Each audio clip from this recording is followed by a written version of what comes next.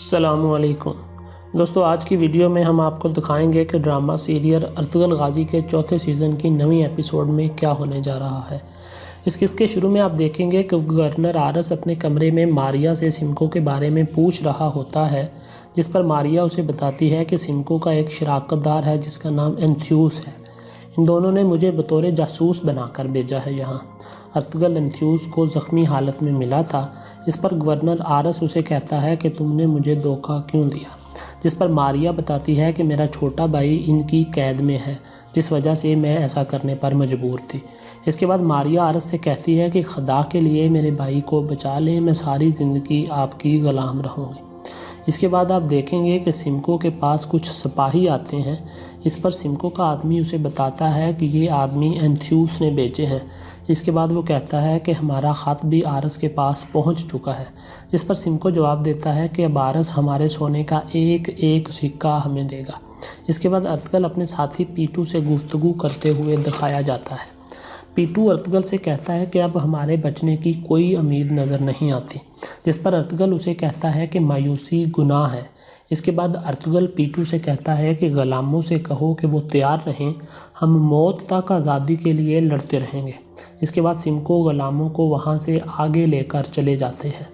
اس کے بعد آپ کائی قبیلے کے مناظر دیکھیں گے، جہاں پر طبیب عارف اور حلیمہ سلطان جرگے کے لیے سرداران سے بات چیت کر رہے ہوتے ہیں۔ اس دوران سپاہی بابر بھی طبیب عارف کی طرف سے لگائی گئی ذمہ داری ادا کرتے ہوئے سپاہیوں کو قائل کرتے نظر آ رہے ہوتے ہیں۔ دوسری طرف سلجان بھی اپنے سرداران سے ملاقات کر رہا ہوتا ہے۔ پھر اچانک سے قبیلے کے ڈول بجنا شروع ہو جاتے ہیں، جس پر سارا قبیلہ متوجہ ہو جاتا ہے۔ کچھ ہی لمحوں میں پتہ لگتا ہے کہ سپاہی نورگل اپنے ساتھی سپاہیوں کے ساتھ سلطان علاء الدین کے محاذ سے کامیاب ہو کر لوٹ آئے ہیں۔ اس پر سارے قبیلے میں خوشی کی لہر دوڑ جاتی ہے اور پورا قبیلہ ان کو خوش آمدید کہنے کے لیے آ جاتا ہے۔ گھوڑوں سے اترنے پر سپاہیوں کو ان کے گھر والے گلے ملتے ہیں اور خوش آمدید کرتے دکھائی دیتے ہیں۔ اس دوران سپاہی نورگل مرکزی خیمے کے سامنے آ کر حائمہ خاتون سے ملتا ہے۔ حائمہ خاتون سپاہی نورگل کو خوش آمدید کہتی ہیں۔ پھر وہ سپاہی بابر سے ملتا ہے اور اسے کہتا ہے کہ بھائی، آپ کو زندگی کی طرف واپس پلٹا ہوا دیکھ کر مجھے بہت خوشی ہو رہی ہے۔ اس کے بعد وہ تمام سرداران کو ایک جگہ اکٹھا دیکھ کر پوچھتا ہے کہ یہ سرداران کیوں جمع ہیں، جس پر حائمہ خاتون اسے کہتی ہے کہ بیٹا، ہم مرکزی خیمے میں جا کر اس بارے میں بات کرتے ہیں۔ اس کے بعد سپاہی نورگل ان کے ہمراہ مرکزی خیمے کی طرف چلا جاتا ہے۔ مرکزی خیمے میں جا کر سپاہی نورگل کائی پرچم کو چومتے ہیں اور رونا شروع کر دیتے ہیں، جس پر حائمہ خاتون کہتی ہیں کہ ارطغرل کے زخم ابھی تک ہمارے دلوں میں تازہ ہے، جس پر حلیمہ سلطان کہتی ہیں کہ یہ زخم اتنے تازہ ہیں کہ زلجان نے ہانلی بازار بیچ کر قبیلے کی واپس ہجرت کا فیصلہ کر لیا ہے۔ جس پر نورگل حیران ہو کر پوچھتے ہیں تو حائمہ خاتون کہتی ہیں کہ زلجان نے یہ فیصلہ قبیلے کی بہتری کے لیے کیا ہے، جس پر سپاہی نورگل کہتے ہیں کہ ایسا کرنے سے ارطغرل کی روح کو تکلیف ہوگی۔ اسی دوران حائمہ نورگل کو بتاتی ہیں کہ طبیب عارف نے زلجان کا فیصلہ ماننے سے انکار کر دیا ہے اور خود کو سردار نامزد کر دیا ہے۔ اس کے بعد حلیمہ نورگل کو بتاتی ہیں کہ اصلاحان خاتون پریشانی میں ہیں، کیونکہ ان کے چچا بہادر صاحب قبیلے کے سردار بننا چاہتے ہیں۔ اس پر سپاہی نورگل پوچھتا ہے کہ بہادر صاحب کیسے آدمی ہیں، جس پر طبیب عارف بتاتے ہیں کہ اس میں اور اورال میں کوئی فرق نہیں ہے۔ پھر نورگل زلجان سے کہتا ہے کہ میرے ساتھ کچھ شہید بھی آئے ہیں۔ آج کے دن میں ہمیں جرگے کی بجائے ان شہید سپاہیوں کے خاندانوں کے ساتھ ہونا چاہیے، اور میں آپ سے جرگے کو منسوخ کرنے کی درخواست کرتا ہوں، اور میں خود اصلاحان خاتون سے ملنے کے لیے چاودار قبیلے جا رہا ہوں، کیونکہ ان کے بھی سپاہی شہید ہوئے ہیں۔ دوستو، اس کے بعد آپ چاودار قبیلے کا منظر دیکھیں گے، جہاں پر بہادر صاحب اپنی بیوی کاراجہ خاتون کے ساتھ امیر سعادتین کے لیے دسترخوان سجا کر کھڑے ہوتے ہیں۔ تو وہاں پر اصلاحان خاتون آ کر کہتی ہیں کہ یہ میرا خیمہ ہے، اس میں جو ہوگا میری مرضی سے ہوگا۔ مگر اس پر بہادر صاحب غصے میں آ کر کہتے ہیں کہ تم ایک خاتون ہو اور میں سردار، آج کے بعد یہ میرا بھی خیمہ ہوگا۔ اس پر اصلاحان کہتی ہے کہ یہ گستاخی آپ نے کہاں سے سیکھی ہے۔ اسی دوران سپاہی آ کر اطلاع دیتا ہے کہ امیر حضرت آ گئے ہیں۔ اس کے بعد آپ دیکھیں گے کہ سمکو قیدیوں کو لے کر جا رہا ہوتا ہے کہ اچانک آرس اسے اپنے سپاہیوں سمیت اینتھیوس پر حملہ کر دیتا ہے اور وہ اینتھیوس سے پوچھتا ہے کہ سمکو ارطغرل کو کہاں لے کر گیا ہے، جس پر وہ بتاتے ہیں کہ وہ ادھر ہی آئے گا، اس نے مجھے اسی غار میں انتظار کرنے کو کہا تھا۔ اس کے بعد اچانک سے کچھ لوگ جن کے چہرے چھپے ہوتے ہیں وہ سمکو کے قافلے کے سامنے آ جاتے ہیں، جن کو دیکھ کر سمکو کہتا ہے کہ ہمارے پاس نئے غلام خود چل کر آ گئے ہیں۔ سمکو ان سے کہتا ہے کہ جو کچھ تمہارے پاس ہے وہ اب سے میرا ہے، جس کے بعد وہ لوگ سمکو کے آدمیوں سے لڑنا شروع کر دیتے ہیں۔ اس کے بعد دوبارہ سے اصلاحان خاتون کا خیمہ دکھایا جاتا ہے، جہاں پر امیر سعادتدین کوپیک بہادر صاحب اور اصلاحان خاتون کھانا کھا رہے ہوتے ہیں۔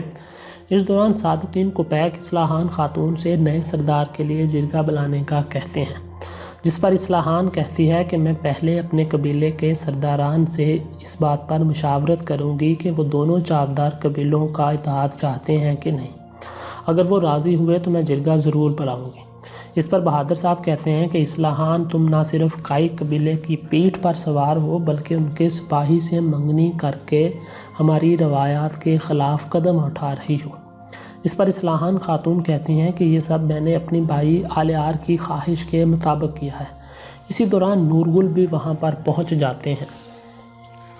نورگل سعادتدین کو بتاتے ہیں کہ ہم اپنے مشن سے کامیاب لوٹے ہیں، جس پر سعادتدین کہتا ہے کہ تم سلطان اور سلطنت کی عزت بن چکے ہو اور تمہاری کامیابی کی خبر پہلے ہی مجھ تک پہنچ چکی ہے۔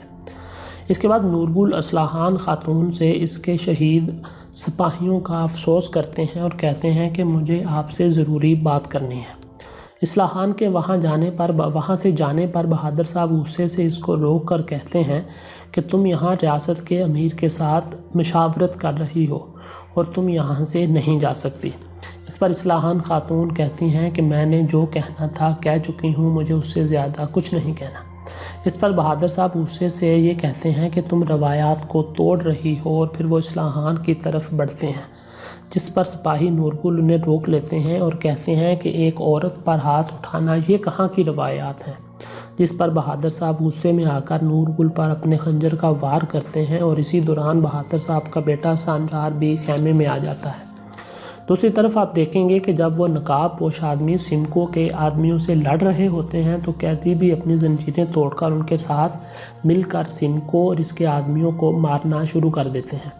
اچانک سے ایک نقاب پوش ارطغرل کی زنجیر کو اپنی تلوار سے کاٹ دیتا ہے اور ارطغرل کے سامنے بیٹھ جاتا ہے، جس پر ارطغرل اس سے پوچھتے ہیں کہ تم مجھ سے کیا چاہتے ہو، جس پر وہ ارطغرل سے ایک خفیہ سوال پوچھتا ہے، جس کا جواب دینے پر وہ اپنا چہرہ دکھاتا ہے اور ارطغرل کو پتہ چل جاتا ہے کہ یہ سفید داڑھی والوں کا جاسوس ہے، اور ارطغرل اس سے اپنا نام بتانے کو کہتا ہے تو وہ اپنا نام ادسیز بتا کر ارطغرل سے کہتا ہے کہ چلو آزادی کی جنگ مل کر لڑتے ہیں۔ اس کے بعد ارطغرل اور قیدی بھی سلطان کے جاسوس کے ساتھ مل کر سمکو اور اس کے سپاہیوں سے لڑنا شروع کر دیتے ہیں۔ اسی دوران سمکو وہاں سے گھوڑے پر بیٹھ کر بھاگ جاتا ہے۔ اس کے بعد ارطغرل قیدیوں سے کہتا ہے کہ اب سے تم آزاد ہو جاؤ، اللہ تمہارے لیے رستے آسان کریں۔ اس کے بعد ارطغرل خود سلطان کے جاسوس ادسیز کے ساتھ سمکو کو پکڑنے کے لیے اس کے پیچھے نکل جاتا ہے۔ اسی دوران غلام ارطغرل کو گھوڑے پر جاتا دیکھ کر کہتے ہیں کہ اے ترک، اللہ تمہیں کامیاب کرے، ہم تمہیں زندگی بھر نہیں بھولیں گے۔ اور یوں سیزن 4 کی نویں قسط کا اختتام ہو جاتا ہے۔ دوستو، امید ہے کہ آپ کو آج کی ویڈیو پسند آئی ہوگی۔ مزید ویڈیوز کے لیے ہمارے چینل کو لازمی سبسکرائب کر لیں۔ اگلی ویڈیو تک کے لیے اللہ حافظ۔